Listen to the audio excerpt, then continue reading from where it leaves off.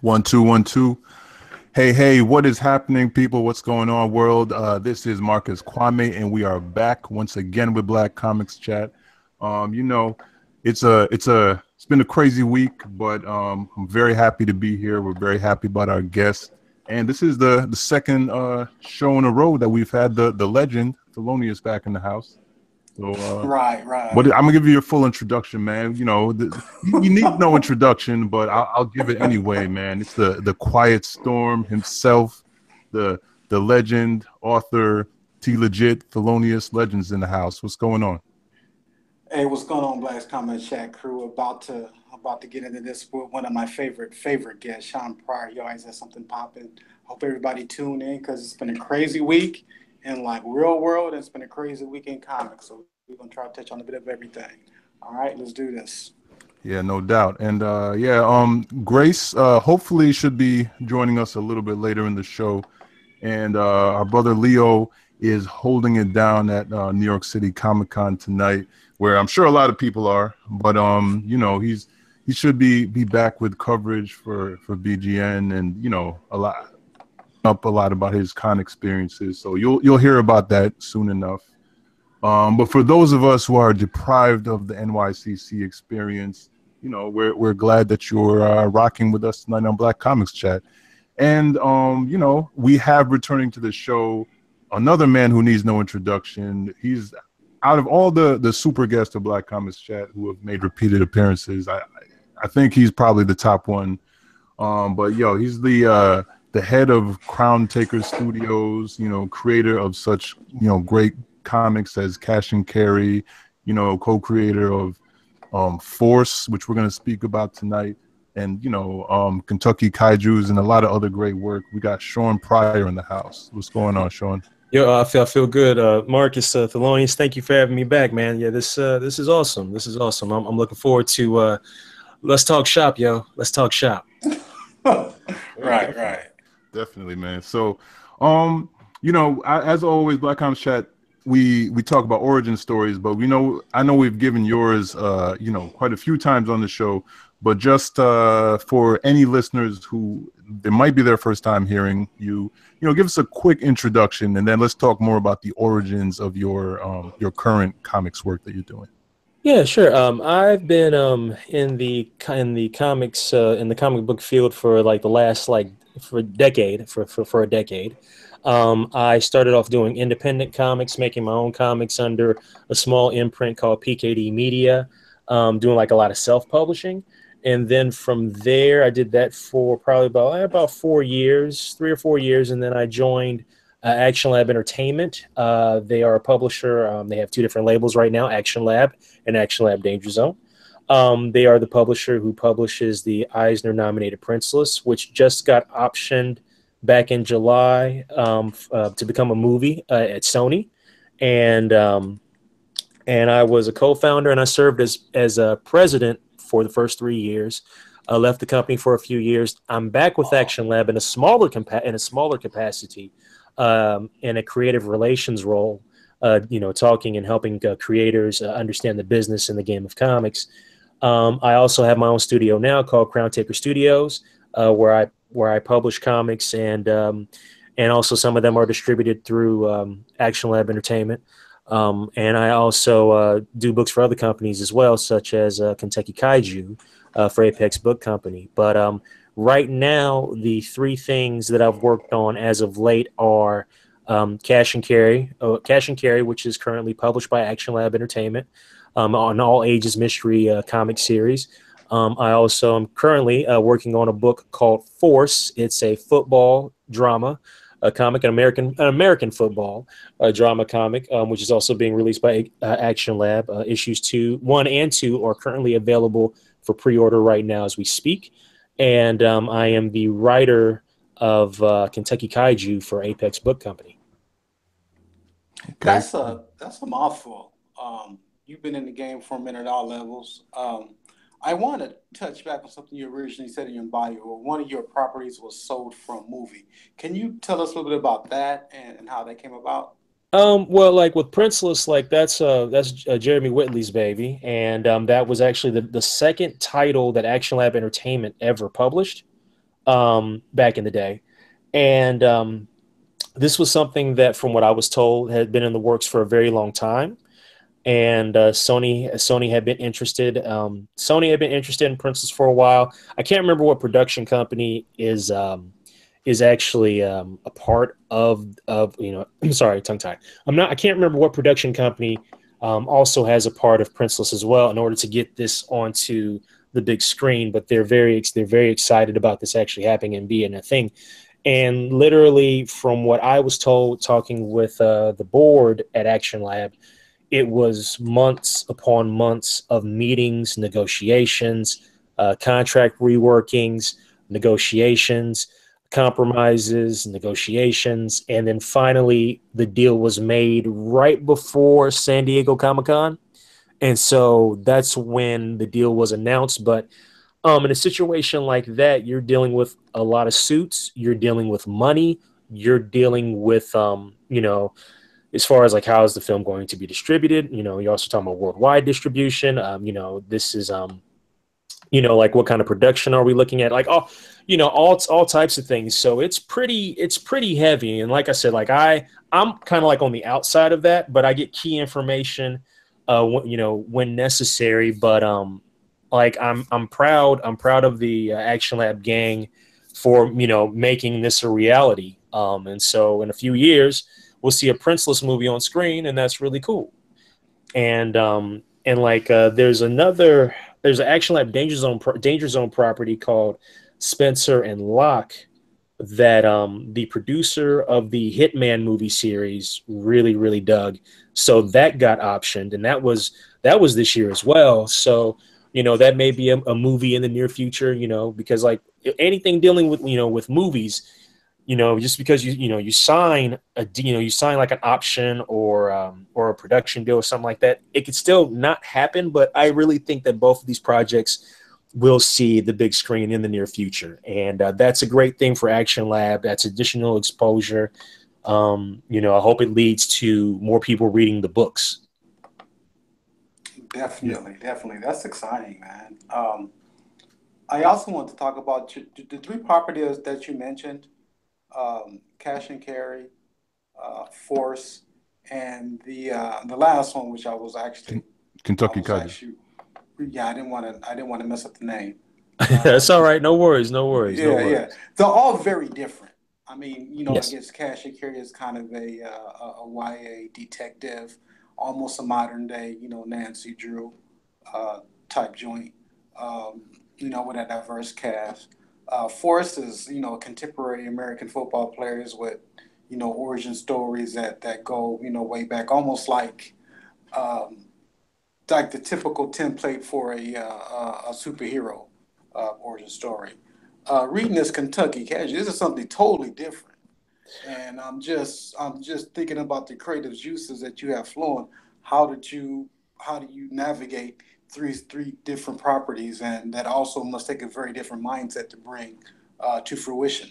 Yeah, it's challenging, but like it's something that I was definitely up for. With Kentucky Kaiju was a thing of when that was brought to my attention. The other two co-creators on the book, Tracino Bowling and Justin Stewart, they came to me and like we all live in Kentucky, and they came to me and they said, "Listen, we want to do a visual field guide to the monsters of the Bluegrass State, like because they're big fans of Pacific Rim, Godzilla, and all that type of stuff. As am I, Right. Mothra and all that other stuff, and so." They were like, we want to do like a field guide book, but instead of like, animals in the wilderness and nature and all that stuff, we want to do one for kaiju. And I was like, oh, that sounds really cool. And they were like, well, we want you to come up with the monsters. And I was like, huh? And I was like, oh, okay, cool. So it became a thing of when I first started to work on that, it was a thing of, okay, they gave me like a list of towns and cities in the state of Kentucky. And like, I was like, okay, I got real like into it. And I was starting to research like all these towns, all these cities, trying to incorporate history with these made up monsters I was creating. And I was challenging, but I was making it a little bit more difficult than I really needed it to be. Right. So like the first 2 weeks I wrote, like I was able to create like 5 monsters. And Justin pulled me to the side and he was like, yo, man, don't take this so serious.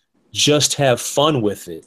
And the moment he said that, like it all just, I was just able to let go. And in one night came up with like 15 monsters, did some edits. I was like, oh, okay, this is all starting to come together.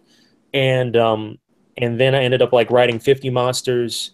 And Tracina and Justin split those 25 apiece and drew these beautiful double page spreads for each monster.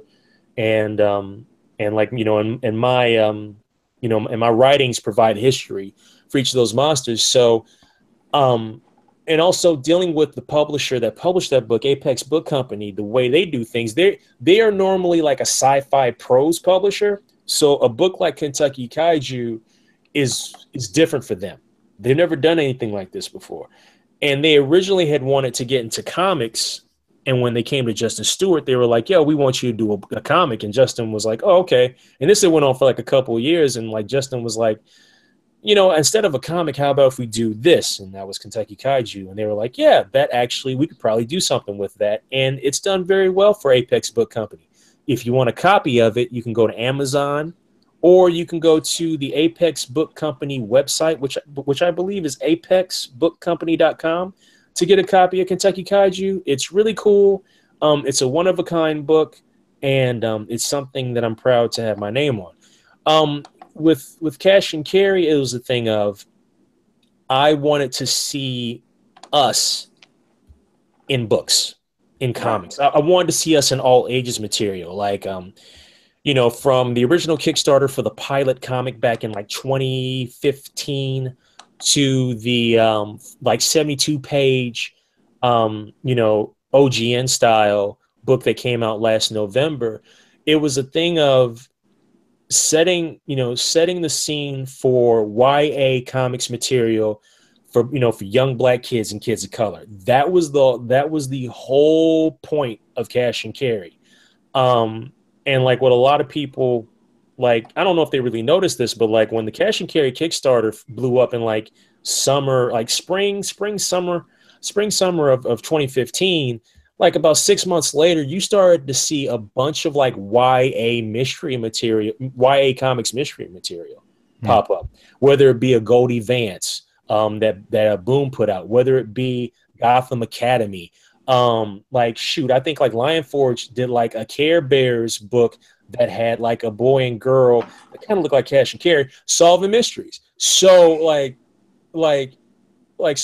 I know we started something good, and by we I mean myself, Julie Speziani, Penny Candy Studios, Marcus, who was a part of the Cash and Carry Book One, Andy Jewett, Chris and Jen, you know, Megan Daunt, Tracina Bowling. We all made something great, and I want to continue that. It's just one of these things of when you work in the publishing business, these books got to sell. And yeah, the book's doing okay, but like we still got more copies to sell before we get anywhere close to making a profit on it.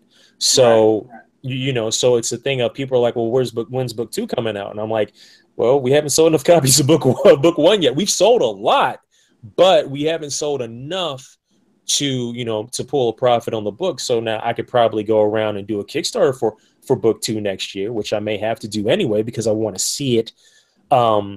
You know, I want to see it into reality. You know, I want it to actually be there, because people do want it, but we're still in the process of trying to get this in as many hands as possible. And once again, if you want that, you can get that on Comixology. You can get that for the Kindle. You can get that at Amazon. You can get it at almost any bookstore.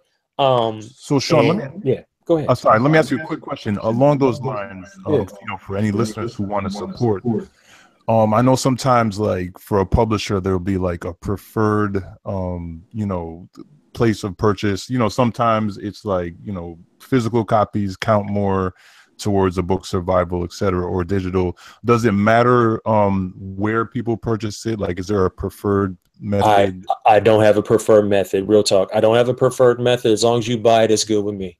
Straight up. Cool. So if you get it from Amazon, we good. You get it from Barnes and Noble, we good. You get it, you know, like if you get it from, you know, for say for instance with like Kentucky Kaiju, you either have Amazon or the Apex Book Company website. That's it. You know what I mean? But with Cash and Carry, you can literally get it or order it almost anywhere. So, you know, because Cash and Carry Book 1 was a straight up square bound trade, you know, 72 pages, all ages. So you can get that pretty much anywhere. So, so yeah, as long as you buy it, I'm good. Yeah. Okay. You know, I don't care where you get it, you know, like, you know, Just get it. Yeah, just get it. Because, like, you know, trust me, if we was making HBO money, that'd be a whole different thing. Be like, man, this book has been torrented to death, but yo, we making all this bread. It's okay. No, we ain't close to that. We ain't close to Game of Thrones money. Let's keep it 100. Well, yeah, we're gonna get you there, and you know, I know I'm biased because you know I participated, but I definitely got to tell everyone, like, you know, we've spoken about it on the show a lot before, but you need to pick this book up. You know, I've been selling my copies that I have, you know, as a contributor, and they've been flying off the table at conventions, you know, and like a lot of families dig it. And I think books like this are important for all the reasons that Shawn has cited, and you know, all the reasons we spoke about previously. Yeah. But yeah, help this book survive, because like Shawn mentioned, like it's influential, you know, and as something that was like really original and, you know, a voice that needed to be heard, I think it's important that we support this book and, you know, ensure its longevity as a series. It was, I mean, so the concept was so great. Looks like other people borrowed the formula. Yeah. Oh, yeah. Like, you know, like there's no, you know, like I said, like I can't just like bring out like the hardcore proof, but like I said, it feels that way. You know, it feels that way. But I don't have a problem being a jump starting a genre. I don't have a problem with that at all. And like if it gets more kids if it gets more YA material out there, I think that's fantastic. With Force, this is interesting. This is a very interesting comic for me, because I want to see how this is going to do, and then I want to see what other publishers do next year. Right. Because because the thing is, like, nobody in the States, nobody's really truly doing like full on sports comics. Like there's no superhero stuff in this. There's no sci-fi element in this. It's straight up sports drama. This book, like because like I said, like last year I did a Kickstarter for the first issue, and it was kind of, you know, for first issue, just to once again test gauge to see what people thought about it, and we hit our goal, and we sent that first issue out to backers, and now we actually have full distribution. So this is a 3-issue limited series. So if you want to find out how to get a copy and you don't have a local comic book shop to order one, I made a website that shows you how to get it via the internet. You know, like say if you want to order it online at like an online comic shop, you can do that. Or if you need to find your local comic shop and don't know how, there's a link to the comic shop locator site. So if you go to forcefootballleague.com, once again, that's forcefootballleague.com. There is a section on the site that says how to order Force, and it will tell you every single way possible how to order Force. Because when it comes to ordering single issue comics, I know for a lot of people it doesn't make sense. I know. I absolutely know that. And so I built a site for everybody to keep it simple. But like I said before, I'm curious to see how things are going to look next year, and see if like anybody else is going to try sports comics, because like I said, like we are literally testing the market. We are, you know, trying to see how this is going to work. Yes, there's been plenty of sports manga. iShield 21 is one of my favorite sports mangas of all time, and also Slam Dunk, and those are very influential. But like with football, like it's a thing of a lot of people don't know how to tell football stories in comics, as far as the game of football, you know, how it's laid out, how can you run a play, how can you, like, you know, fully break down a play in a comic, you know what I mean? Like, creative with the panels. Let's get into that for a little bit. And also just for people who, because the last time you appeared on the show was when you and Jay appeared, yes, you know, while you were running the Kickstarter. Also shout out to Jay Reed with the incredible art, and also B. Alex Thompson. Yes, indeed. Yes. You know, all of you guys came together really incredibly on that series. And you know, as a backer, I was really, you know, happy to see the finished book, because I remember the teaser images, but the finished book came out. There's, you know, really incredibly.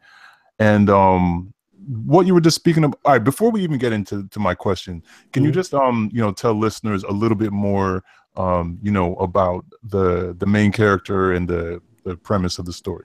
Yeah. Force is about a quarterback by the name of Terrence Wright. Terrence Wright is an aging veteran. Let's say he's about 35 years old. He's been the starting quarterback of the Tennessee Boxers for about for over a decade. And he's playing in the biggest game of his life. He's playing in the Supreme Bowl, which is just basically like, our version of the Super Bowl. And they're playing up against the San Antonio Skyhawks. And, and like he's trying to make sure that Tennessee wins this game, because if they win, there's a good chance he's going to get a big payday, because this is his last game under contract with the Tennessee Boxers. When the season's over, if they win, he feels he can convince ownership to give him that one last big contract, and he could play a couple more years in Tennessee and ride out into the sunset. However, there are a lot of factors before the game that could affect his, how he plays on the field. He has an agent who's always trying to give him the best deals possible, but those deals always fall through. Terrence also has a rookie quarterback who's the backup that is a fan favorite. And the rookie backup quarterback, his name's Xavier Bellows, and Xavier's a good kid, and Terrence knows that, but at the same time, he's got this rookie on basically breathing down his neck. By the way, that rookie is also represented. Shawn, you're breaking up. Oh, I'm breaking up. Okay. Marcus, can you hear him? Yeah, I can hear him. Okay. Hello? We good? Yeah. I think you might be having connection issues, Thelonious. Can you hear me now? Well, Shawn, you're coming through, so why don't you continue, and then we'll try to work things out with. Oh, no problem. No, it's cool.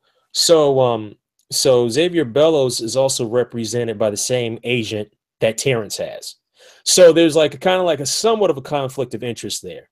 So for an agent just wants to make sure he gets money for all of his clients, but lately it just feels like Xavier is getting all the breaks and Terrence is getting none. Then there's also the issue of Terrence has been in a long-term relationship with the operations manager of the Tennessee Boxers, a lady by the name of Cassandra Knox. And, the difficulties of balancing a relationship between this is the business side of the relationship, this is the personal side of the relationship, and how to navigate through that is very difficult as well. And there's other factors too, but plus Terrence's health, like you said, he's 35. He's been injured a lot over the last few years. And you take all that and put all that together, how will all these things affect his outcome on the field in Supreme Bowl 27? And that is the concept and story behind Force. It was written by me and B. Alex Thompson, and all the artwork is by Jay Reed, and Jay's done a fantastic job with it. Yeah, most definitely. And I guess that gets back to what I wanted to ask is it is a big challenge to recreate the on the field experience of football, which I think you guys all did exceptionally well, especially Jay. But in addition to that, one of the things that was really interesting to me reading the book was that you did jump into the action early in the book, but you also really took us on a ride with Terrence, in the week leading up to the Supreme Bowl, and all of these questions as far as would he have a contract, after this season, how everything was riding on this game.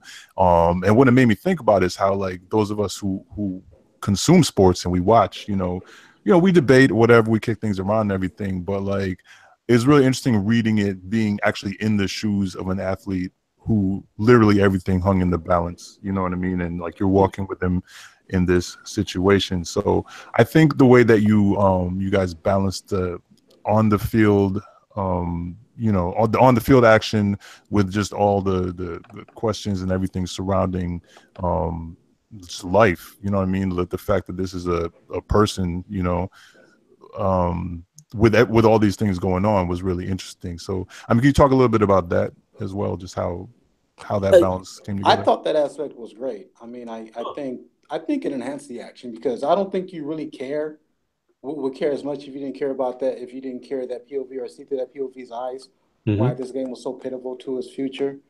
Yeah. And so, and also, like Marcus said, for the people who consume sports, uh, they're also fairly adept as understanding the team's finances, like as far as salary cap and should they spend, you know, on that Asian quarterback or should they let him go and, you know, go young in the draft. So, Hmm. um, you know, a lot of the aspects I think of people that follow sports closely could identify with. Oh yeah, definitely, definitely. And see, and that's the whole thing because I think what like a lot of people definitely understand now, and like, and I've heard this when the Kickstarter edition of Force came out for the first the first issue, the Kickstarter edition. It was a thing of I heard a lot of people say, okay, like, because I made sure the one thing I wanted to do was I wanted to make this book accessible for ages 12 and up. So so I wanted that YA audience to be able to read it too. Like I didn't want it to be because I had somebody come to me and say, "Yo, man, this is kind of like." Some people said, "Man, this is kind of like reading an episode of Playmakers." And Playmakers used to be a football drama that was on ESPN years ago. When ESPN was actually started to invest money in live act and like Oh, I live remember that. That got pulled after like one or two seasons. got pulled after one season because ESPN had also that same year signed a contract with the NFL to air Monday Night Football.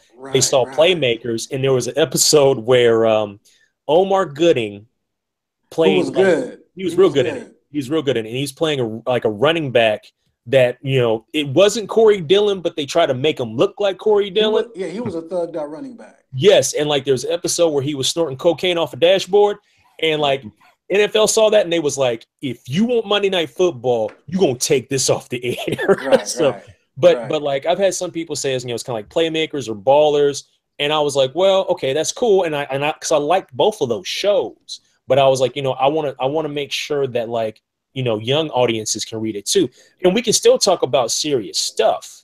We can still talk about serious stuff, but like I also liked television shows like the first two seasons of like a sitcom called The Game. Give me Yeah, I like watched the game. Yeah. yeah, like the first two seasons, absolutely loved that show. So like I wanted like some elements of that in there too, because like you said, like both of you said, like being so connected to Terrence makes you involved not only in what happens before the game, but during the game too. And so And so when you get left on that cliffhanger at the end of the first issue, you're like, okay, bet I need to go. I need to get these other two issues when they drop. And and that's what we want to do because the thing is, if there's no human element in this, what's the point of making this? You know what I mean? Like, yeah, Yeah. man, we could all see people, knock each other senseless, in any form of medium or sport. Like, we can watch people knock themselves senseless all the time.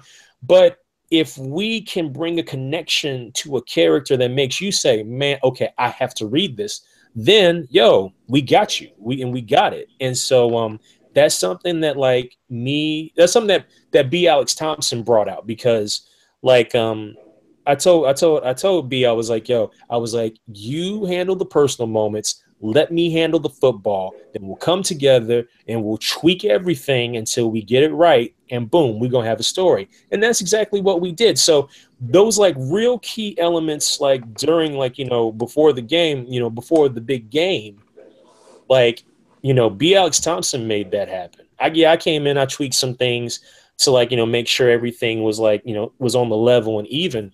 But together as a tag team, man, I think we did a great job. And then Jay came in and made it even better.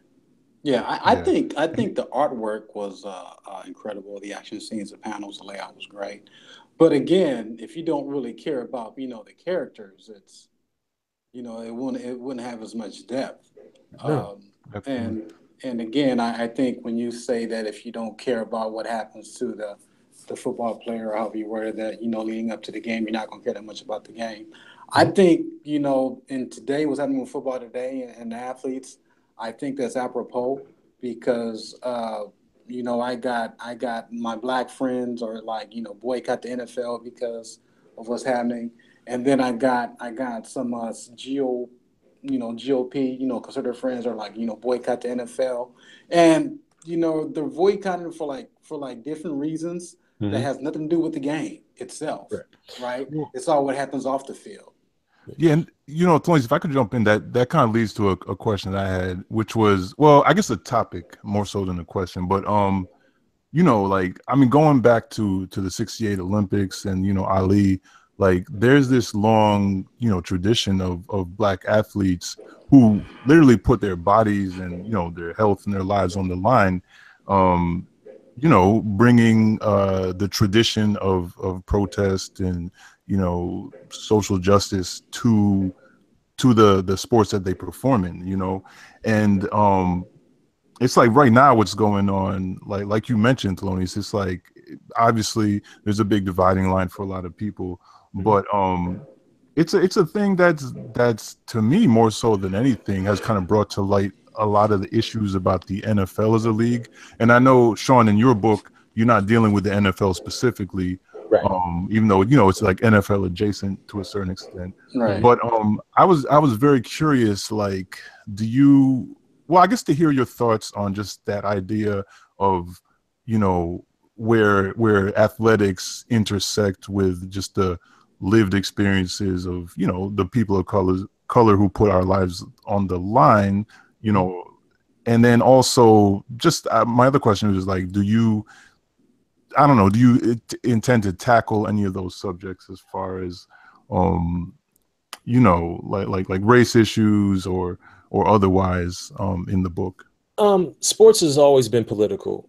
Anybody who tells you otherwise is lying. Right. Period.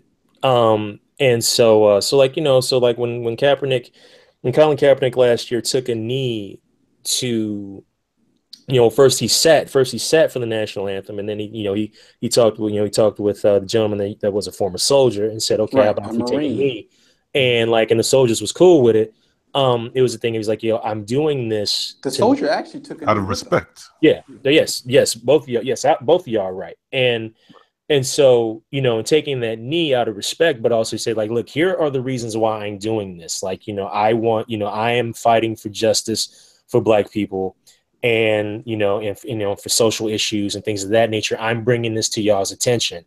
And so, but the weird thing about it is even with that was when at first he was just sitting during the national anthem. There are players that used to sit all the time for the national anthem too, and they weren't sitting for anything. It's just nobody paid attention. Right. And that also led to the whole issue because the person that broke that was a Black journalist by the name of Steve Weish. And also when that happened, like Steve Weish had talked about, nobody would have probably even known about this if Steve Weish wasn't even there because of the lack of Black journalists in the covering the NFL. Because a lot of when it comes to sports journalism, as far as beat writers and whatnot, it's far and few between. Yeah, it's a little bit better than what it used to be, but it still is nowhere close to what it needs to be. But sports and politics have always gone hand in hand. And also at the same time, the year that the NFL decided that in order to become the most watched game in the league, that they were going to take the American flag and use taxpayer money as a way of basically turning not only the flag into religion, but the game into a religion. Well, it was basically like the Army treated. So the Army basically gave the military, not just Army, gave the NFL like millions of dollars basically for marketing the military to honor soldiers, to bring soldiers on the field. The NFL didn't do that out of some altruism or whatever. They did that because they were paid by the military. Right. And here's the thing, like I don't have a problem with troops being honored. Let me make that clear. Like I'm good with it. I'm good with it because, like my father was in the military, right? My father served in the Air Force. So I get it and I respect it. You know what I mean? However, it's this thing of like when the NFL wrapped itself up in the flag and also the issue of the flag, it's weird how like the flag means certain things to one set of people, right, and it means something else to us. Absolutely. And so when we say, okay, we understand, like we feel we know what the flag means. And so this is why we say what we say and do what we do. But then to other people, they're like, well, that's not what the flag means. And then they'll say what it is. And I'm like, well, that's not what it means to us. And that's the problem, because like, but then there's also the issue of who does the flag belong to?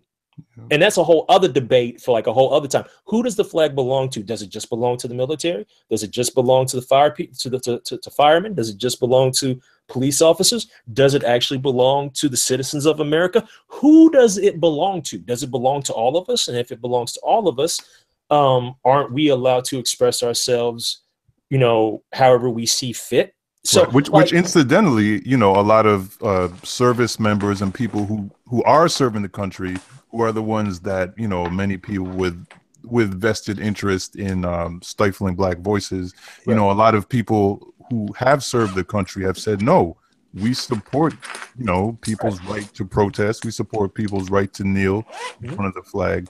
And so it's funny because like they're the ones that are being held up as the ones who are being disrespected by the protest, yet many of them are saying like, no, it's all good. Right. So right. the conservative movement, the GOP movement, has co-opted the flag to basically what you said, Mark, to brush back any criticism, to as a shield for their policies. Whether it's more war, like think of the whole Iraq war thing and the flag and how they saw patriotism for all these weapons that they were going to find this and that, and you couldn't say anything because you was being unpatriotic, right? And so it's like the same type of argument. It's the same playbook with with Kaepernick. Yeah. Well, and there's also an issue of right now, the issue of all of this is, as far as like the reaction that like a lot of people are having, it's also become this thing of people showing the world, or at least in the United States, people showing other people that they hate the athletes more than they love the game, which is very strange, because like you're paying exorbitant amounts of money to go see these games live. No, they love the athletes if they stay in their lane. Yeah, that's what I'm saying. But like, but their actions show that they hate the athletes more than they love the game itself. Right. So like, it's weird, man. Like it's weird, and it's just all jacked up. Now, on the issue of force and like as far as tackling social issues and whatnot, like that was something that like Jay and I talked about. That was something that Jay and I talked about even before the whole the thing with Kaepernick happened. And like we had decided like the storyline, because the storyline for this started to come together in 2015. So so when the story started to be put together, it was a story about Terrence. And so like the things we learn about Terrence, it's not really more social issues. It's more about like a player doing all he can, and how far is he willing to sacrifice his own physical and mental abilities to have it all. And in the end, is it all worth it? That's really what force is really all about. And it's also a study in like types of story structure as well. But we do talk about race lightly. And what I mean by that, I'm talking about code. And you'll see this in issue 2, because like then we bring in like a kind of like an ESPN-esque type like Sports Center thing, because you're at the Supreme Bowl, and at first issue, like at the end of first issue, it's the end of the first quarter, and then in issue 2, you got like this like highlight crew talking about what happened in like the first quarter and all this other stuff, and you got like one guy who just hates Terrence Wright. No matter what Terrence Wright does, it's always wrong. He's never been any good. Like he doesn't play, he doesn't like, and no matter what happens, nothing is ever good. Okay. He sounds like Skip Bayless. Yeah. It's kind of like a Skip Bayless type thing. But then you have another commentator that's like, yo, like I disagree. Like, Terrence has got the goods and all this other stuff. And then at the same time, this, the Skip Bayless type character is like, listen, Brent Tettleton, who's the quarterback for the San Antonio Skyhawks, he's got X amount of rings over the last 6 years. And he and the Skyhawks play football the right way. And that other commentator is like, what do you mean play football the right way? And like, this is where code comes in. because like, because like a lot of these sports cats use a lot of code, and like, and sometimes people don't pay attention to it. We pick up on it because we've lived our whole lives deciphering code in all of our walks of life. Mm-hmm. So like that is something that like we kind of wanted to talk about a little bit, like, a little bit. It's like, it's not like it's not heavy handed, but it's like it's just one of those little things we slide up in there. But as far as, like I said, also a study in story structure, like, like I said, first issue, we're talking about, before the game, and we're talking about, during the game, and like, so like it's cinematic in spots. It's very cinematic in spots. The second game, we start to learn a little bit more. Like, like we incorporate the whole Sports Center type vibe into it too. Yes, there's some more behind the scenes stuff. But like, it's the storytelling form is still there too, but it's a little bit different. And then the third, we start to get into more of the cinematic form of storytelling when it comes to the game of football, and, and the conclusion of the story itself. So it's like issue 1 is the first quarter, issue 2 is the second quarter, issue 3 is third and fourth quarter. Okay. And like, I really want people to take a chance on this. Because, like I said before, man, look, real talk, like, man, I could do some simple stuff in a heartbeat, and I wouldn't feel, as far as making comics, I could do some real simple stuff in a heartbeat, and I wouldn't feel fulfilled. Okay. Like, if we're not taking risks and doing new things to challenge each other, what's the point of this?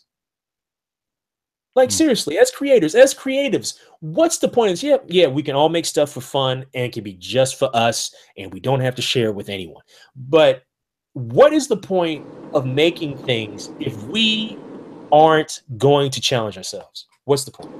Shawn, I'm doing a slow clap right now, man. I absolutely 100%, man. Well, thank you. You gotta get out your comfort zone, man. You gotta challenge yourself. You gotta push the envelope. Now, the flip side of that is you'd expect some pushback. I mean, because a lot of people will, and I use this phrase already, will say, "Stay in your lane. You don't know anything about this." But as an artist, I mean, if you don't challenge yourself, you're not creating art. Right. Yeah, no doubt. Like, and that's the whole thing. That's the whole thing. So like, I know this book has brought the best in me. It's brought the best in B. Alex Thompson, and sure as hell's brought out the best in Jay Reed. Like, the amount of research and study that Jay has put into this book, like it really shows. Like, there's a page, like in issue 1, there's a page where it's like, like last couple pages, and like it's the boxers are on the field and they're running a play, and the way he breaks down the page, you see what the play is supposed to be, and then the play is run, and then the play is actually run, and I can't tell you what happens, but the way it's broken down, I'm like, yo, this is amazing. Like, basically, Jay has basically put out a template on for anybody who wants to do a football, like an American football comic in the future. Jay is showing you how to draw the action. Period. He's giving you the template. So whoever bites off of us in 2018, send that man a check.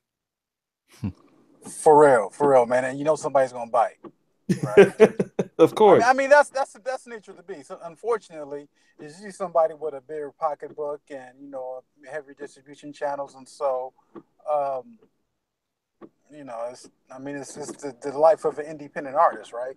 Yeah, man. Yeah, and like I said, man, and the good thing about it is that, like, like I said, Action Lab is publishing this, and so like we're able to get into comic book stores, we're able to be on Comixology, we're able to be on Kindle and a ton of other digital outlets too, and that's good.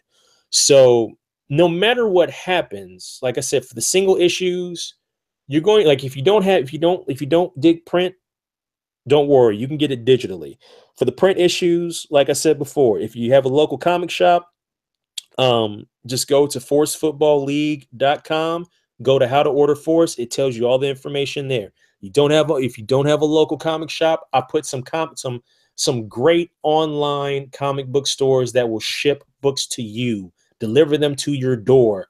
All you got to do is just go to those websites, and once again, you get all that information at forcefootballleague.com. And I'm, like I said, man, like, I'm just excited because no one's really, done this. I'm like, yeah, there's been a cut, like, there's like Southern Bastards has from Image has elements of football, but it's not about that's just a small piece of it. Like this is just we're talking about the Right. game and what goes on before, and what goes on before the game. And that's what we're talking about. Yeah, and no, you guys are definitely the. I'm sorry, Marcus, go ahead. Oh no, sorry. I was just gonna say you guys are definitely the only ones that I've seen, do it on this level. And I just wanted a real quick comment on your point about, which was a really important point about, what's the point as a creator, particularly an independent creator, of putting out something if you're not going to like push yourself. I forget exactly how you phrased it, but you were saying like basically if you're not going to like go beyond just recycling ideas, you know what I'm saying? Mm-hmm. And I think that definitely for our audience where we have a lot of creators out there, I think that's an important point to touch on, for everyone to find their voice and really try to do something that's that's not necessarily the exact same thing that's been done, because I think that we don't have to get too much into the big companies, but that's something that just in comics in general, when you hear about things stagnating, is a part of the problem, is companies trying to do the same thing that made money in the past and not really breaking new ground. And I think that's where independents have a really important role to play as far as pushing the genre forward. Oh yeah, most definitely, and that's what we're trying, and that's what we're really trying to do, and also, and like I said before, like ordering comics isn't really the easiest thing in the world. Like for me, I've been in it long enough. Like I consider it akin to pre-ordering a video game. That because I've been surrounded by this since I was a child. Right. So like I've known this intricate, complex, ridiculous direct market system since I was a kid. Now, and granted, and the thing is what a lot of people don't understand is that, there's a lot of trade waiters. There's a lot of trade waiters because like there's a lot of cats that don't feel comfortable going to their local comic book stores because they just don't feel comfortable. Whether that be women, whether that be, black people, people of color, they don't feel comfortable. So like, let me go hop to Amazon, let me go hop to Comixology, let me go hop to Barnes and Noble and order it. So and on top of that, some people, it's just their preferred method of reading. Like, you know what I'm saying? There's something satisfying about getting like 6, 8 copies, issues all together in a chunk. Oh yeah, no doubt. Like we have to face reality that we are, for most, not everyone, but a majority of people in this country and world, that have access to high-speed internet and like high-speed cable. We are a content binge society now. And the thing is that, like, okay, here's an example. Like one of the Marvel Avengers books is going weekly. So those books are going to be like $3.99 a pop. That's $16 a month, okay? $16 a month for maybe 96 pages of comics. Yo, that's more than Hulu. That's real, man, when you break it down like that. That's why I like Shawn, man. He's always, he comes with the art, the creative, but also the business aspect. I kind of think that's kind of might be your sweet spot, Shawn, because you talk about that with a level of confidence and professionalism and experience that I don't think a lot of our guests bring. So I hope our audience is appreciating this right now. Well, thank you. And look, and like I get it when it comes to comic publishers. Like I get it because like they're like most of them, they're trying to figure out like how do we make this work? How do we make this work so we can still make money as a publisher, and yet at the same time, comic shops are like, yo, like I can't be out here selling like $1.50 comics. Like I'd have to sell all because like I paid, like say for instance, okay, let's say a comic was like $2, which means depending on the publisher, in the diamond system, let's say if it was Action Lab, let's say we had a $2 comic. Okay. So that means that more than likely the wholesale price for the retailer is about $1. So basically, like for every $2 comic they sell, they make $1 back. Well, so now if you apply it to $4 comics, okay, normal, like say for instance, a $4 comic wholesale for retailers around $2 for Action Lab. The bigger publishers, I'm sure the prices are a lot lower because it's higher volume. But still, there is a bigger return. There's a bigger return. There's an extra dollar return. So, like, there are some publishers that are trying to put out cheap comics, and there are some shops that are like, yo, like, I don't want this $1 comic because I'm only making like, a few cents. And I would have to sell like, hundreds of these to really make bread, as opposed to, yo, I got this like $5.99 book here and I can make X amount of dollars. I can make X amount of dollars off of that.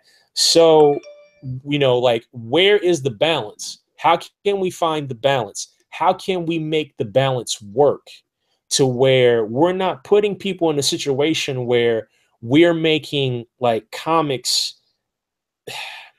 Like, how can we justify the price? You know what I mean? Like, what's the best way to justify the price? And so, like, that's the thing we kind of got to look out for. Like, so like if you're paying like for me, like say for instance for Force is $3.99, and like that's over a span of 3 months. And it's like it's when it's all said and done, it's 96 pages of entertainment for like, if you paid like, for full retail, that's $12 over the span of 3 months. I'm not sure how much the trade will cost, but like it's all content though. The original Kickstarter version of Force issue 1 was only 24 pages. The retail version of Force #1 is 32 pages. It has an additional 8-page backup in it. And that's what, and depending on sales, that's what we'll do for issue 2, and that's what we'll also do for issue 3. So like there's no ads in the book as far as like within the story. There are no ads. It's just straight comics through and through. So at least I can tell you're getting your money's worth because you're not flooded with ads in the middle of the book, 3 pages into the book, 5 pages into the book. It's all Not the content. Charles Atlas Get Muscles in 7 Days joint. No, we ain't got none of them joints, man. There's no Spalding, Dr. J, and Rick Barry ad in the middle of the comic, fam. Oh man, what about that thing you put in the water and it grows? No, they ain't there either. Go ahead, Thelonious. What was you saying, homie? I was just saying, whenever you bring up ads, man, the one that pops in my mind was I used to always see the Charles Atlas Get Muscles in 7 Days joint where the skinny guy's getting sand kicked in the face. That's going way back. Yeah. Okay. Well, I'm dating myself. No, I remember those. I remember those too. Oh yeah. Yeah. But I mean, again, that's something I never thought about with independence, man. It's like uncut, unadulterated. You know what I'm saying? Ain't no. This is like it's pure comics, and I never really thought about that aspect of it, and because the big three, they're making money on both sides. I mean, they got advertising, they got consumers and that. But the indies, man, that's why we really need to support the indies, man. With our and I know I'm getting on my horse. I'm beating on my drum again, man. But people really need to outside of tweet, need to vote with their dollars. Yes. You know what I'm saying? It's very true. Very true. I appreciate a retweet as much as anybody. I appreciate a book sell more. Yeah. No, I feel you. I feel you, and like I said, I get that too. And I will say, even though like Action Lab is a independent publisher per se, every now and then, yeah, we might get some advertisements in a book. But however, the way we do it now, as of like a couple of months ago, ads are only inside front cover, inside back cover, or back cover. Yeah. And see, I think this is why sales is so important, man, especially for indies. Because Michael B. Jordan, I don't know if he just bought or executive producing, that independent joint that kind of went viral back in the day. Yeah, Raising Dion. Yeah. I saw it. I don't know if I read. No, I didn't read the comic, and I saw it. But I mean, I know our father would love for that to happen with Cash and Carry, with Force. And so all it takes is a little bit of exposure and to come across, the right person's timeline because there's like a mad rush for independent content. Yeah, man. because Yeah. Netflix is going away from the the rehashing movies. Hmm. They're cutting. I don't know if they're gonna re-up like all these big studios. Their business model now is to create the original content. Oh yeah. Well, yeah, Netflix is the new HBO. And the thing is that they've been preparing for that. They've been preparing for that for a few years because they knew eventually that these studios were mad at the fact that like Netflix actually became successful. Because Right. like a lot of these studios when they originally signed that first deal with Netflix was like this isn't going to work. Who wants to rent DVDs? Who wants to rent Blu-rays? Who's actually going to stream movies? Oh crap, this actually worked. Right. And so the They rest of got the caught with studio, their pants down. oh yeah, so the rest of the studios had to play catch up, and so like and that also brought us the official era of content binge watching, and then like like I said, like Hulu, Hulu is a thing, and like Hulu's immensely popular, and as well, and like we are in an era where now everybody is vying for original content. And it's not just Netflix, it's not just Hulu, it's not just regular network television. I mean, plus there's tons of other streaming stuff too. I mean, come on, man! Like, there's so much streaming stuff now. Like, like there's a like a company called CISO, SEESO. It's just it's like all comedy stuff. There's CBS All Access, and that's where you can watch Star Trek Discovery. Like there's all these different venues that are putting out original content. Like hell, Facebook is about to invest in original video content. Hell, I think they're already doing a reality show with the Ball family, LeVar Ball, Lonzo, and LaMelo. Man, So so that's why again, Action Lab, Cash Carry, Force. I think that's why there should be added emphasis on buying indies.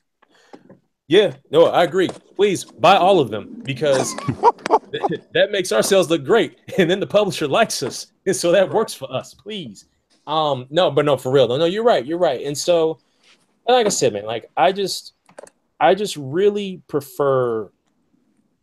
I don't want to, like I said, I just really prefer to challenge myself and work with people that want to challenge themselves and make the best books possible. And I feel we've done that with Force. And I also feel like we did that with Cash and Carry, and feel like I've done that with Kentucky Kaiju. And and and I just want to keep pushing, because like I said, man, like in doing this stuff, I've done it for a decade, and like I feel like I'm getting closer, but I still feel like I'm not where I need to be. And and in this business, I'll never know if I'm where I actually need to be, because the goalposts for Black people and people of color in comics is ever changing. Yep. So every time you think you've gotten close, they've moved the goalpost. They'll move the goalpost on you. But I can't let that deter me from making things. I like to make things. Now, the process of making things can sometimes be difficult because this stuff takes money. We all can't do this for the love, because the love don't keep the lights on. Absolutely. Like I have a full-time job. You want to know why I have a full-time job? Because I like food. I like putting gas in my car. I like having health care. Right now, comics does not provide any of that. So, but I like telling stories, and I like being able to share those stories with others. And I feel like I'm getting closer, but it's still, like I said, I could continue to get closer, and that goalpost may move again. So, like, so you have to balance this creative world that you're putting together with your 9 to 5. Also, allow yourself to have personal time just for you, and then there's relationship time if you're in a relationship. So you have to learn how to balance all of these things and sort in your mind how much time and physical and mental space can I give this, and that applies to everything. But like in this creative side, you really have to sit and engage that.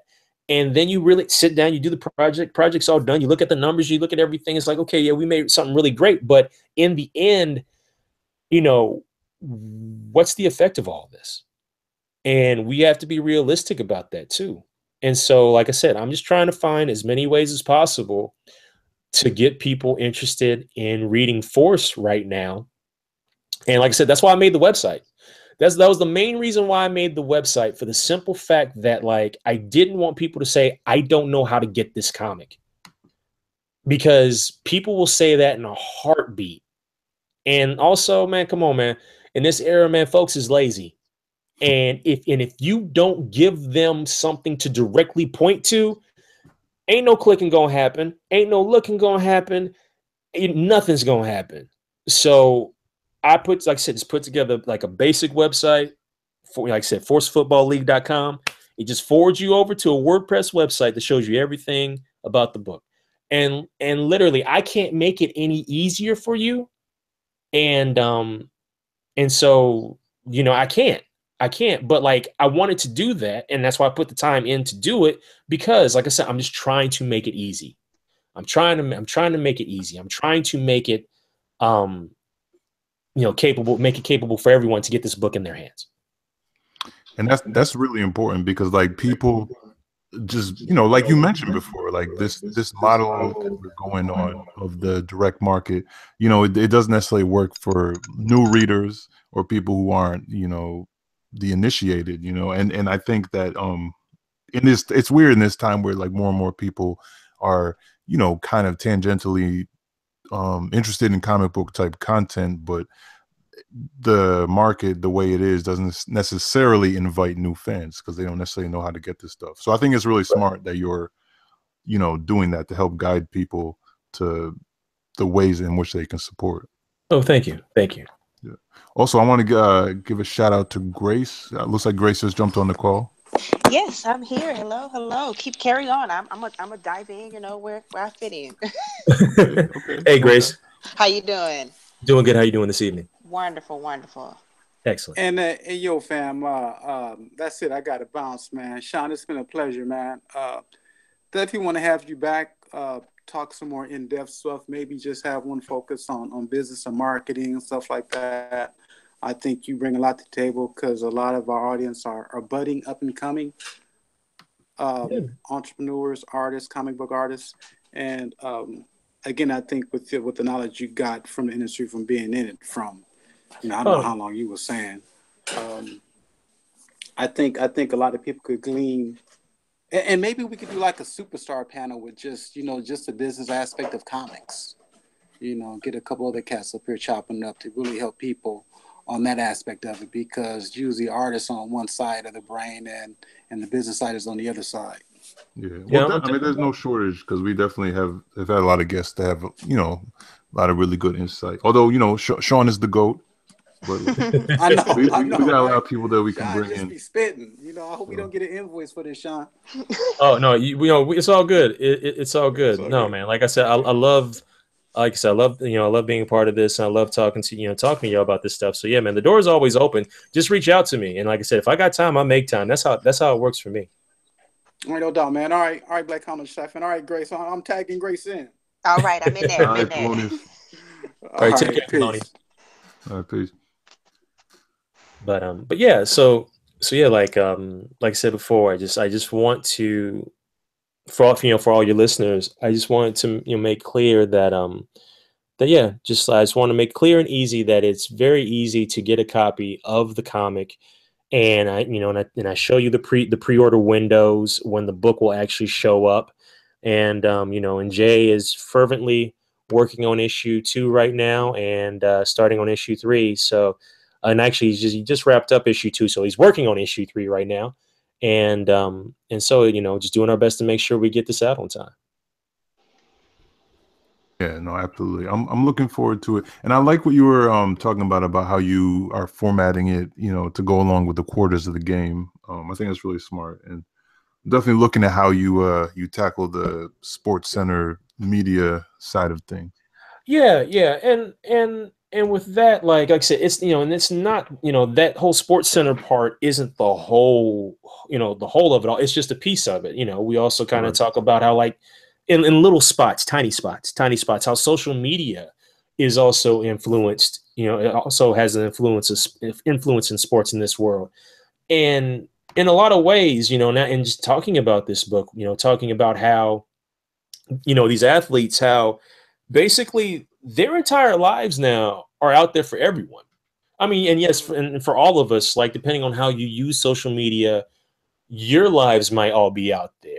But now more than ever, even with sports networks, like they get more into players' personal lives more than ever before. As a kid, it wasn't really, for me as a kid, it wasn't really like that. Like, yeah, I knew who Randall Cunningham was. He's my favorite quarterback of all time, but like I knew nothing about that dude's personal life, like, as opposed to now getting a little bit older, like Vince Young, who, you put him on the field and he could win. The numbers didn't really show that all the time, but like, you put him on the field, team won football games, like, man, like they threw his finances out there, like mental health issues and like all this stuff came out, like all that stuff gets put out there. And so, so like there's a whole different contrast of how much more we tell about athletes that we see as opposed to back then. So yeah, definitely. But like I said, I just want to hit all those aspects, and in the backup story in Force, it's essentially like a Sports Illustrated type magazine. It's called Force Illustrated, and it's literally an interview with Terrence Wright, and you learn about his journey and how he got to how he became a Tennessee boxer. And it's a pretty interesting journey because it's not the whole, hey, I played college for 4 years and I won all these awards and I got drafted in the first round and now I've been in the league for like 10, 11 years and now here I am. No, it was nothing like that. And I wanted to do that because also I wanted to pull you into Terrence's character even more, because I want you to feel his pain and glory. You know what I mean? I want you to feel it, because once again, if you don't feel the characters, what's the point? And in a way, it sounds like, you're humanizing them. I mean, like in a way, it's like, although these are like fictional characters, I mean, there's a reality to it that is not often discussed or even brought to the light. Like you were saying before, there's usually other things that we find out or hear about, but like what it sounded like here, it's more of like a humanization of these particular characters, and people can relate to that. So yes, indeed. And it's just like it's just a blast. It's just a blast. I said before a gajillion times I've said this tonight, but I just want people to read it, and I really think they'll dig it a lot. I've had like a lot of friends of mine who read comics but don't watch live sports, but they watch ESPN 30 for 30s, and they're like, I dig this book because like I don't watch live sports, but like I dig ESPN 30 for 30s, so I really dig this. But I have like I do have like friends that don't read comics, but they watch sports all the time. They watch football all the time, and they're like, oh, I understand this. I dig this. Like I really feel that like we can hit all targets and markets with this book because it's for everybody. Like real talk, like, man, sports culture is nerd culture too. Like there's no difference. Like, especially with fantasy football. Come on, fantasy football. Yeah. Fantasy football is the D&D of athletics. Yep. It is the Dungeons and Dragons of athletics. It's about the strategy. It's about placement. It's all of that. Yes. Mm-hmm. Oh yes. Shoot, Dungeons and Dragons became like a multi-million-dollar industry.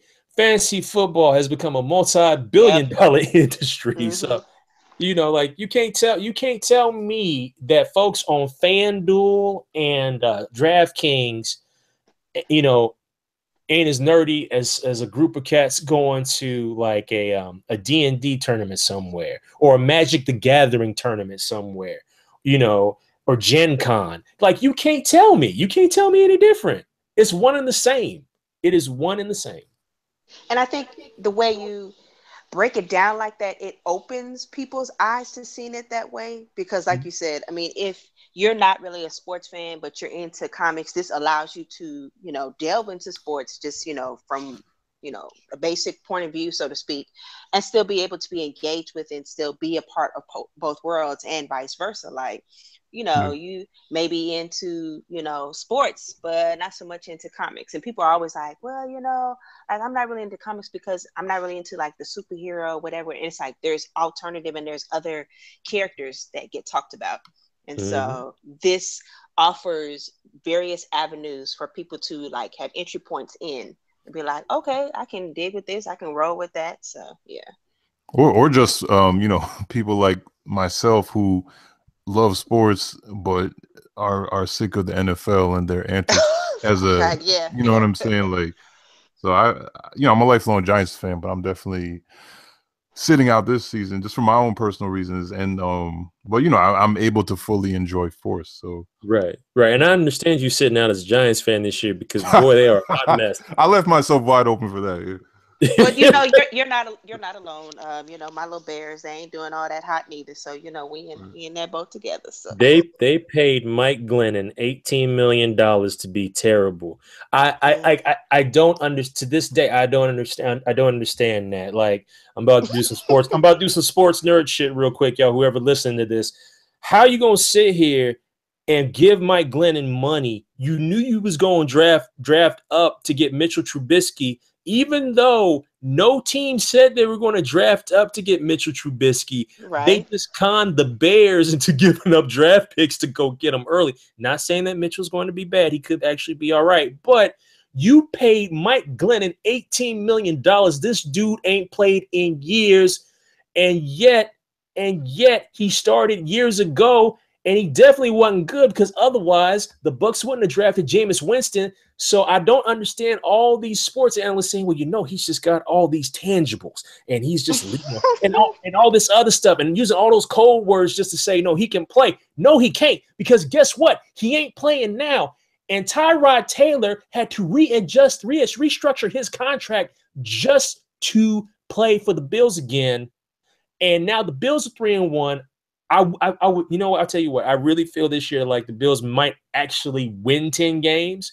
And Tyrod is a really good quarterback, and he has little to no weapons. His whole time in Buffalo, it's been, I got LaShawn McCoy, Sammy Watkins might play 3 games. This is all I got. I'm going to give you everything I got. And he plays his butt off, and he has no weapons. He's a hell of a quarterback. You put Tyrod in Kansas City, they would be balling. And yes, Kansas City's undefeated right now with a quarterback that really, in all seriousness, can't throw a football farther than 10 yards. But you put Tyrod out there, Tyrod throws the prettiest spirals I've ever seen and throws a mean long ball.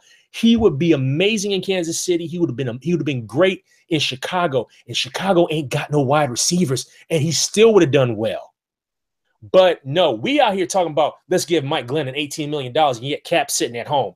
Well, that's a whole nother ball. That's a whole nother story. That's a whole nother story. Yeah. That's a whole nother story. I'm sorry. My sports. No, I'm sorry. I'm just saying that really intersects with what we were talking about before, because it's like, you had brought up a really good point about, even if you don't overtly tackle some of the bigger, social issues that are going on in the game, like you said, sports has always been political. So like by virtue of even in a way, it's a political act to just center this story about this one black athlete's point of view. You know what I mean? That, like, and all the things that are on his mind as everyone else is just like sports gossip, and it's like, something to talk about around the water cooler. But like for him, he's like, this is my real life. So I'm just saying, like, in a sense, being a black public figure is political. And definitely, sports is political. So it's like, you can't help but touch on things, even if it's just by, showing us this other side of the game. Oh, thank you. Yeah, man. Like I just feel it's important, and like I said, if we, the creative team, like me, Alex Thompson, and Jay Reed just made a comic of people just like, basically doing car crashes, because that's what football essentially is. It's essentially, a car crash, X amount of plays per game for 4 quarters. And if we did that for 32 pages, it's going to get boring very fast. In all sincerity. And so, and I think also if we did do it that way, I think it would also be detrimental to how the sport is actually viewed, because I think now we're starting to realize, as we get older and as we see this, it's just like, yeah, man, CTE is real. Like, like these players, are faster, stronger than they've ever been. You know, I'm not saying that the players of the past weren't fast and strong, but like the technology is different. The sports medicine is different. The training is different. And so, you know, and like in how we tackle is like football, every single year the NFL tries to find a way to make it safer, which is essentially the equivalent of, hey, make a cigarette that's safe. You can't. Mm-hmm. You know, as far as like the whole targeting thing goes, like, you know, the helmet to helmet stuff, yes, I'm all for, you know, eliminating that. And if you do it, it's a massive penalty, maybe even a fine, maybe even a suspension. So targeting is like, you know, out the window. However, it becomes a thing of like, okay, I got to tackle around the chest. Okay, so now I got to watch how watch where I position my neck and where I position my arms when I do that. If not, I might mess up my neck. Okay, so you know what that means? I'm going low. And if I'm going low, that means I'm going for somebody's knees. And if I'm going for somebody's knees, that could be the end of somebody's career. So once again, no matter what you do to try to make this safe, you really can't. And so, you know, I really don't know the future of football.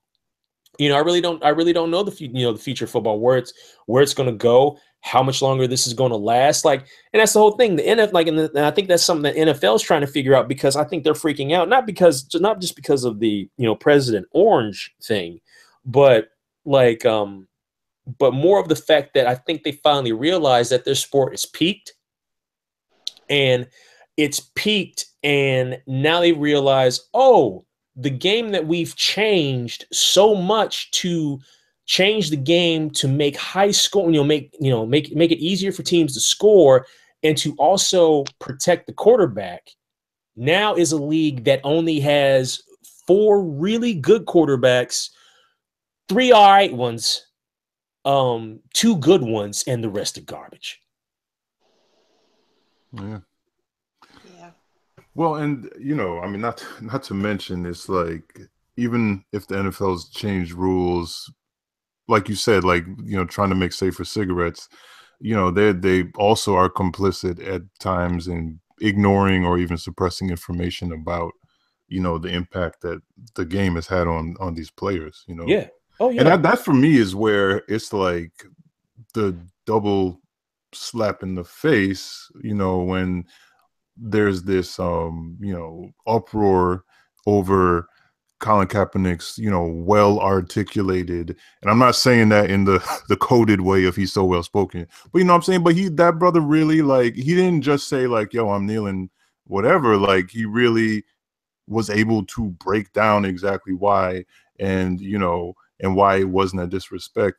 But even so, it's like, you know, to have a situation where you know, you're okay with these players putting themselves on the line, but you're not okay, you know, recognizing their full humanity, you know, and talking about like there's a time and a place, you know, when, you know, other white players can voice whatever they want and it's not vilified in the same way. So to me, it's like those two things are interconnected. The fact that, you know, the league does and hides so much dirt, and also wants players to put themselves on the line, but then they're also like, shut up and do what we tell you at the same time. Right. So, Yeah. You know. But anyway, that's my 2 cents about that. But it's cool. No, it's cool. Like I said, I'm glad we could talk about that. Like I said, like you know, when we do shows like this, you do podcasts like this, like for me, it's always refreshing. Like I enjoy talking about the process of making comics. I enjoy talking, like, when you ask me about the books that like I'm working on, like I love talking about them, you know, but I like to talk about the matter that inspired like, you know, us to make this. Mm-hmm. And, you know, and it's a part of it, you know what I mean? Like, you know, it's a part of it. And I think that's great. And so, you know, so thank you, you know, so thank you. Like, and I apologize. I didn't mean to go on a long tangent. No, I went on a few. And like, you know, I didn't mean to talk bad about y'all squads. If anybody was listening, I wasn't trying to talk bad about your squads. Hey, trust me. You know, you ain't saying nothing that I don't already know. Yeah. I knew the second I said Giants that I was open to whatever exactly. came back my way. Here. So. Same okay. here. Fair enough. Okay. You know, if something should be said, if I wasn't, you know, like still continuing to root for him, you know, you can't be fair weather. You got to take it with the good, bad, and ugly. You know, that's right. So we're in the ugly period right now, so you know. I understand. I understand. Yeah. If we could, I'd like to real quick, because we talked about Kentucky Kaijus a little bit, but Yeah. I definitely urge anyone to check it out that's listening, because it's like you mentioned, that experience where you were really racking your brain, but then you just took that advice to just have fun with it, and like reading it, like I could tell you like really had fun, because it's like you find a way to mine like some of the stuff that made all those old like kaiju and Godzilla movies so great, but you also just I don't know, there's a lot of comedy in it too, and it's just really fun, and the whole field guide aspect of it was really entertaining. So I really enjoyed that a lot. Well, thank you. Yeah, man. Like I like the fact that as soon as Justin said, "Yo, man, just have fun. You're taking this way too serious," and the first because Justin had drawn like two kaiju ahead, like way ahead of time, and I really wrote intricate biography, intricate paragraphs and like histories for that, and.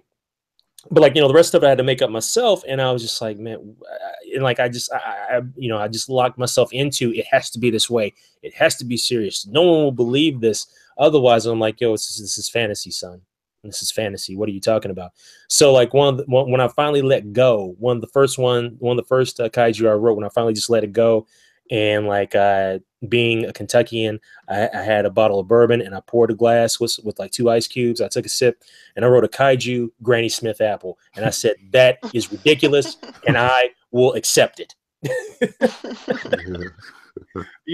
And so to be able to do that and like have a kaiju dolphin, to have a kaiju train, or there's a kaiju ant called Tex Ant, and he wears a massive cowboy hat and has a t-shirt that says like Rip Champ on it or something like that. And Tex Ant loves country music, and he also loves Southern barbecue. However, Tex Ant died due to a heavy addiction to barbecue sauces with high fructose corn syrup. And so he died of a disease which we called diabetes. And like the thing is, like, if I was still in that serious writer mode, there's no way I would have come up with that. That one had me rolling, man. Yes. So yeah, like it's like to be able to do that, like stuff like Tex Ant, and like there was one where I forget the name of it, but like I think it was like Koala Kong or something like that. But there's this like koala kaiju that literally just loves to attack drive-in movie theaters, and like the drawing, the art that Tressino Bowling did for that, I have the original piece, and I love it because it's literally Koala Kong is like draped over the big drive-in movie screen, and he's just like terrorizing the screen. And the scene is from Psycho, where whatchamacallit is about to get stabbed in the shower and she's screaming. And I'm like, this is incredible. This is so ridiculous. But it's awesome to look at. And the thing is that the energy that I was able to put into those words, Tressina and Justin put even more energy into the art. And that's what makes it fun.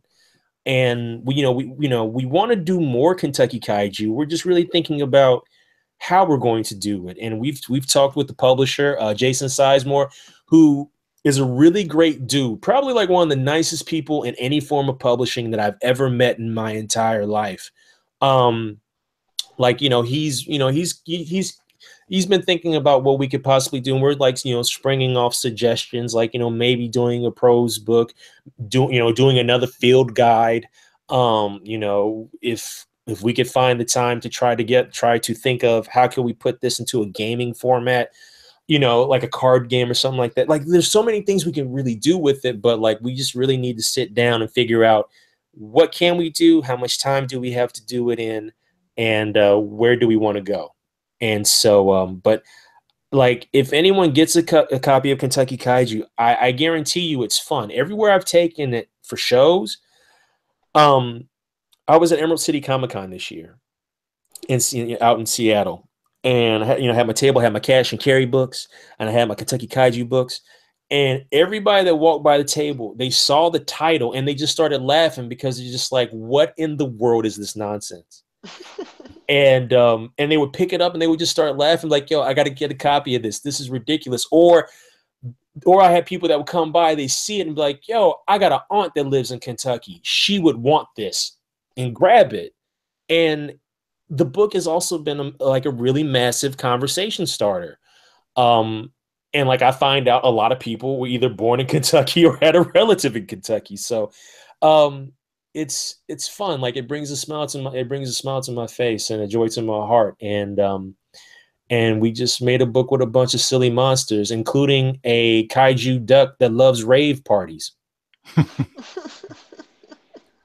So yeah, it is an absolute absolutely positively, it's a pure blast.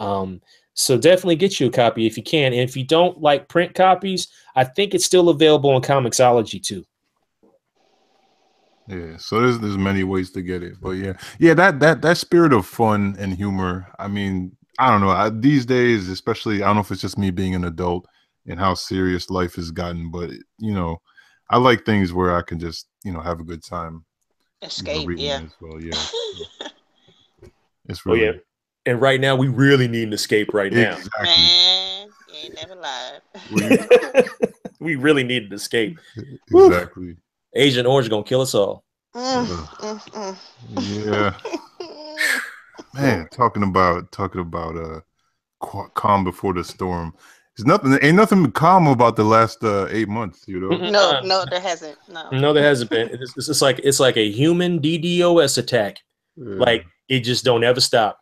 Don't ever stop. Don't give you a second to breathe. Don't give you a second to feel comfortable. So I tell people, it's like, yo, you gotta take breaks from this. Like I understand.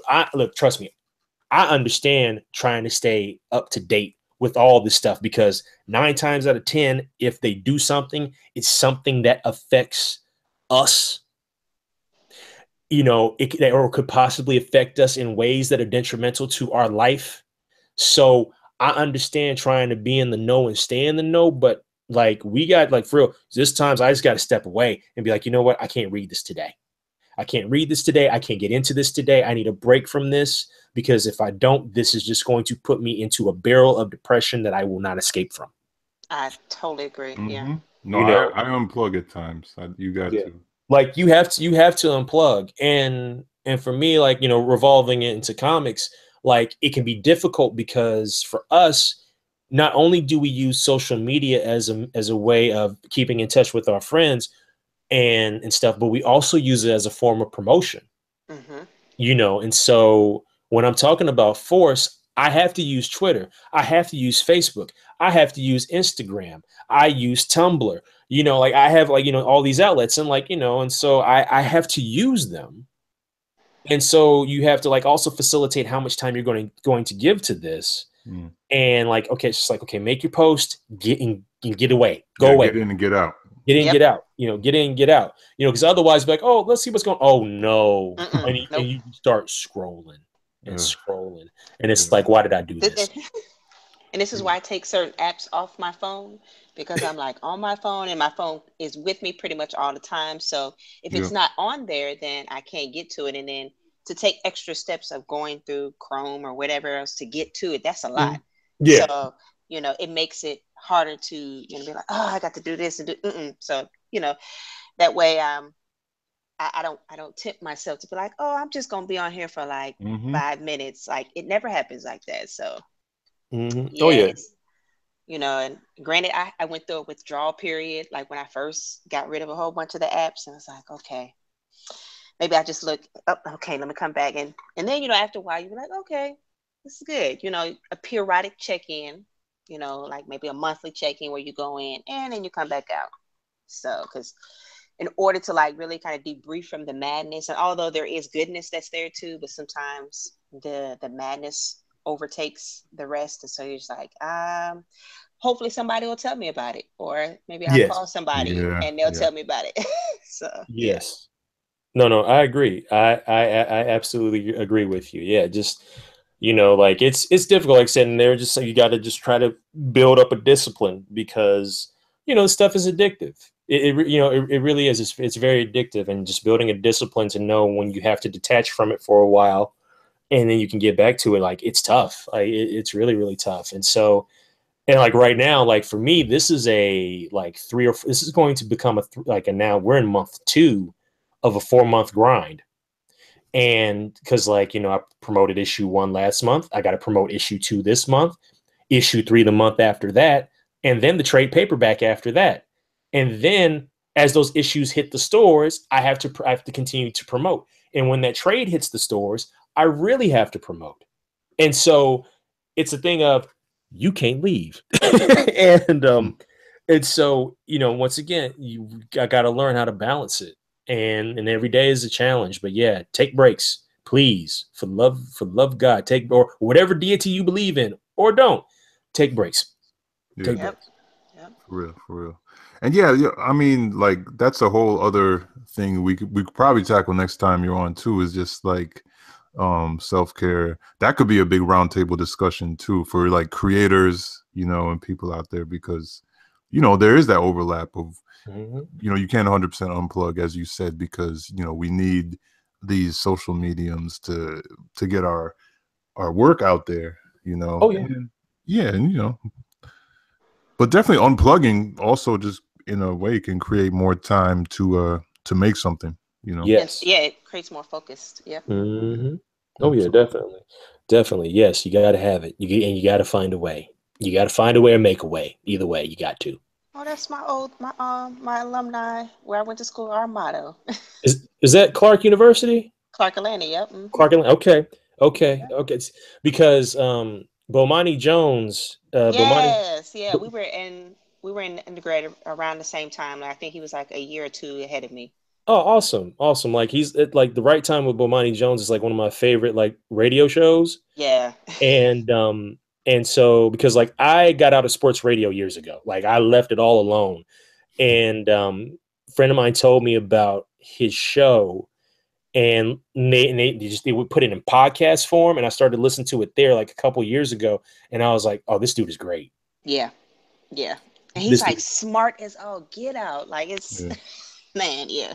Yeah. Oh, he's immensely talented. So I just remember like every now and then he'll be talking sports. He'll bring somebody in and they'll be talking about say I think either football or basketball, and the person that he talks to is also from Clark Atlanta, and they'll say the motto, and so like it stuck with me, and I didn't go to Clark.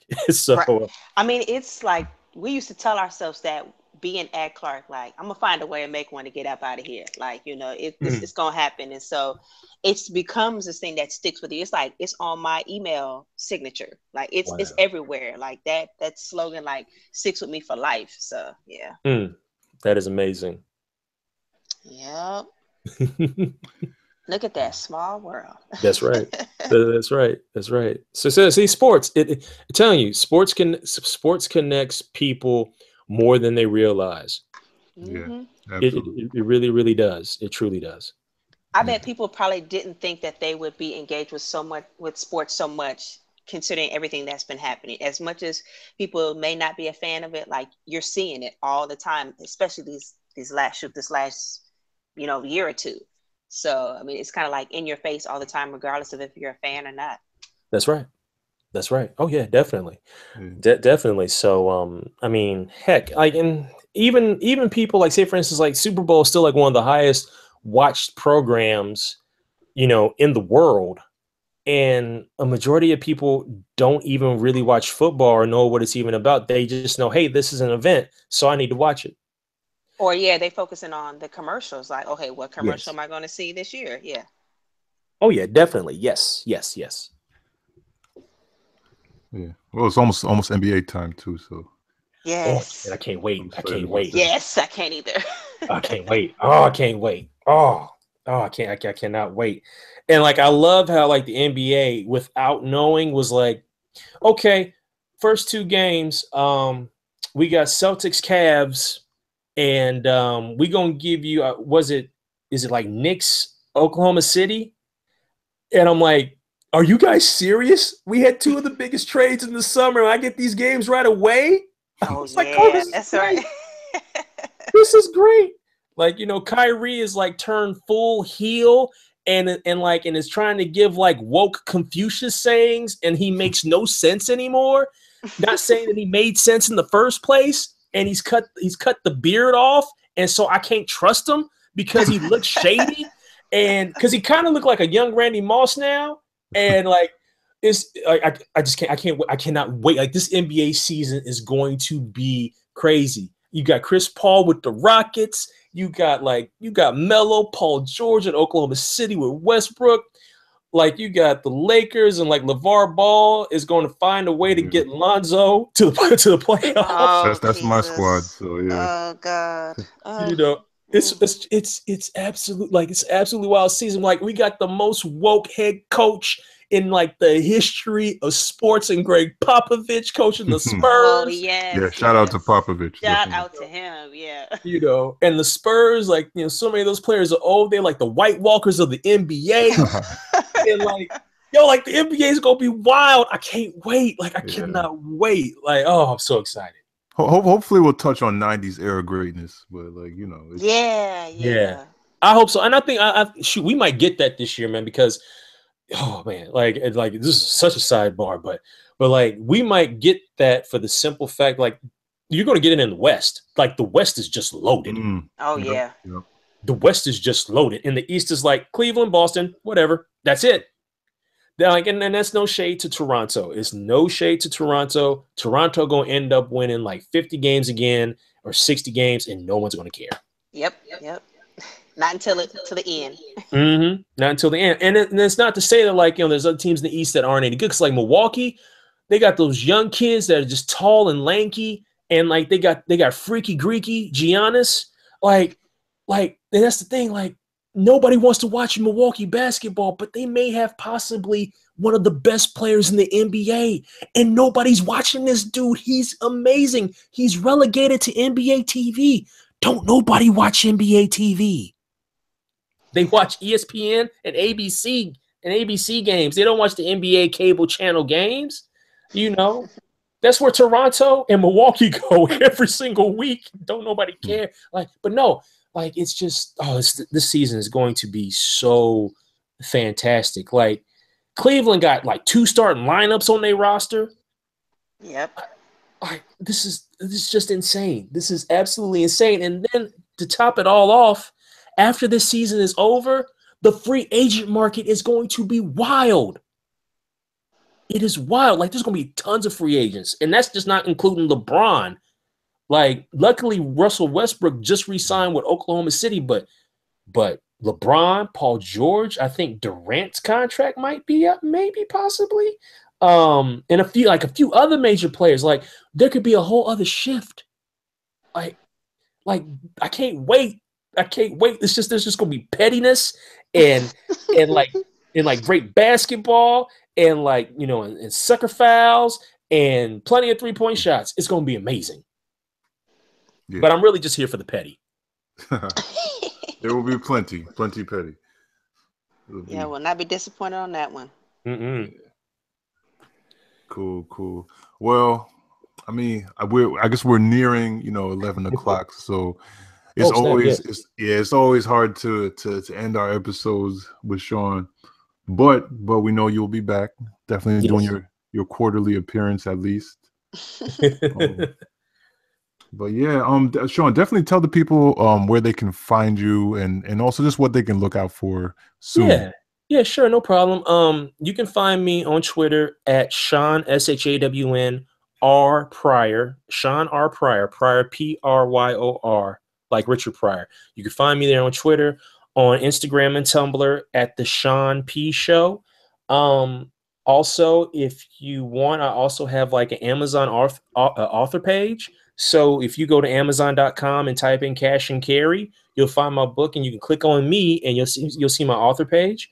And if you're interested about Cash and Carry, you can go to Amazon.com and find out about Cash and Carry. You can also go to Crown Taker Studios and find out about Cash and Carry, as well as ActionLabComics.com. You can do that there too. You can find out about Force and how to order Force at forcefootballleague.com.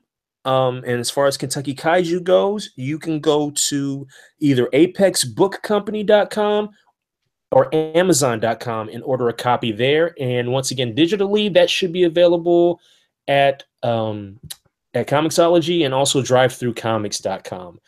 So those are my three most current projects. Like I said, Force is the latest and greatest. Sports comics, football drama. Definitely check that out. And I was originally planning a Kickstarter in November, but I have decided to put that on hold for reasons.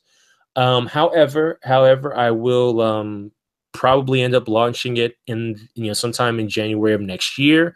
Next year is going to be a very busy year. Do not be surprised if I do multiple Kickstarter projects next year, because I want to really make a lot of stuff with a lot of talented and incredible and wonderful people. And I don't have all the monies. So since I don't have all the monies, I have to find a way to get the monies. So crowdfunding it is. And but I plan on making some really incredible projects with great people, and I hope you come along for the ride. Yeah, definitely come along for the ride, people, and support all the great stuff that Shawn has out already. And yeah. Grace, what's going on with you? Oh, I don't mean to put you on the spot. I'm sorry. No, it's okay. My life has been very much dissertation mode. That's really all I can say. Like, that's my life right now, and teaching. So folks that's in the ATL, you can always stop by the class. Georgia State, it's always welcome and open. And yeah, that's my life right about now. That and trying to actually plan my semester next in January, because I just realized Black Panther's coming out, and I'm going to be teaching in the spring, and I'm trying to figure out how do I implement a field trip for my students to go to see the movie. So yeah. It's gonna happen somehow, but yeah, no.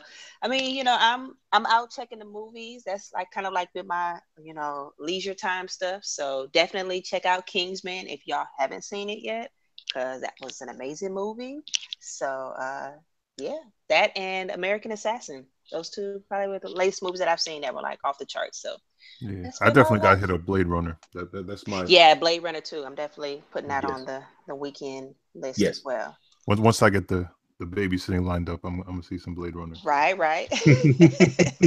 Or you could maybe bring her there. Maybe I don't know. I don't know. I mean, in a few years, I'll get her warmed up on the first one. But so it was great to be on again with Shawn. I'm always engaged and learn something new and get a good laugh, and so. It's really good to hear all the projects that are, right now in the coming and the present, and looking forward to what's coming out in the future. And, it was good to shoot the breeze on some sports, which is, so, yeah. Yes. Yeah, definitely. Yeah. And, for myself, just, I'm plugging away at Snow Days issue 2. It's a long time in the making, but I've also had to do a lot of freelance work to put food on the table, as we were talking about. But yeah, look out for some Snow Days soon. Yeah. And yes, excellent. Yeah, definitely be hollering. And yeah, Black Comics Chat will be back soon. We were somewhat irregular with the live shows, but we're back on our 2-week schedule. So everyone check us out, and also please subscribe to the podcast, our podcast feed. Because we're gonna, keep the good stuff coming there, and if you can on Apple Podcast, iTunes, just rate the show if you like it. Give us 5 stars, because as you know from all your favorite podcasts, it does help, and it helps to expand our reach. So yeah, show your love. Oh, I did want to plug in another quick shout out again. We had Dr. Sheena Howard, who was on the show about a couple of weeks ago, and definitely wanted to plug again the Encyclopedia of Black Comics.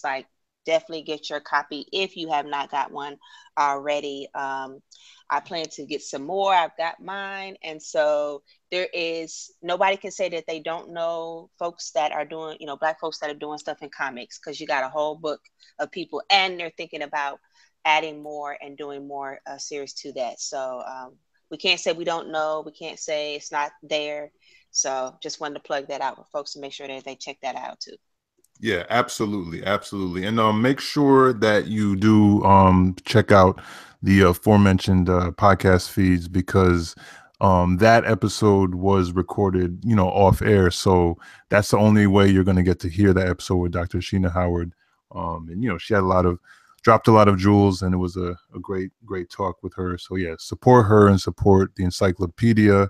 And we are trying to organize something. It probably won't be an audio podcast, but we'll probably do a Twitter chat with Dr. Howard, just discussing the encyclopedia. So should be in the next week or so. So just stay tuned to the BlackComicsChat hashtag.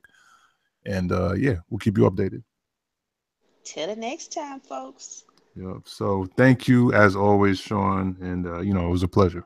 Marcus, Grace, thank you. I had a really good time. Peace to Thelonious. I know he couldn't stay. I know he couldn't stay with us for the whole show, but yeah, man, fantastic time.